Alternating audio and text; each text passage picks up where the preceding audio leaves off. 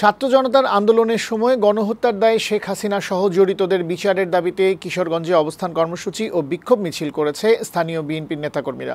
বৃহস্পতিবার দুপুরে জেলার আমিরউদ্দিন মার্কেট প্রাঙ্গণে নিকলী ও বাজিতপুর উপজেলা বিএনপির আয়োজনে এই কর্মসূচি পালিত হয়। নিকলী উপজেলা বিএনপির আহ্বায়ক অ্যাডভোকেট বদরুল মোমেন মিঠুর সভাপতিত্বে এতে প্রধান অতিথি ছিলেন দলের কেন্দ্রীয় নির্বাহী কমিটির সদস্য ও জেলা বিএনপির সিনিয়র সহসভাপতি শেখ মুজিবুর রহমান ইকবাল। এ সময় দলের চেয়ারপারসন বেগম খালেদা জিয়ার সুস্থতার জন্য বিশেষ মোনাজাত করা হয়। একই সাথে কোনো দুষ্কৃতিকারী যাতে এলাকায় প্রবেশ করে হামলা চালাতে না পারে সেজন্য নিজ নিজ ইউনিয়নে নেতাকর্মীদের সতর্ক থাকার আহ্বান জানান শেখ মুজিবুর রহমান ইকবাল।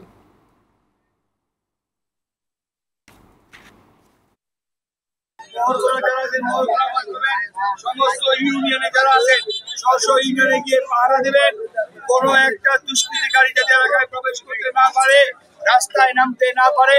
সদা দৃষ্টি সারাদিন আজকে অনুষ্ঠান কর্মসূচি পালন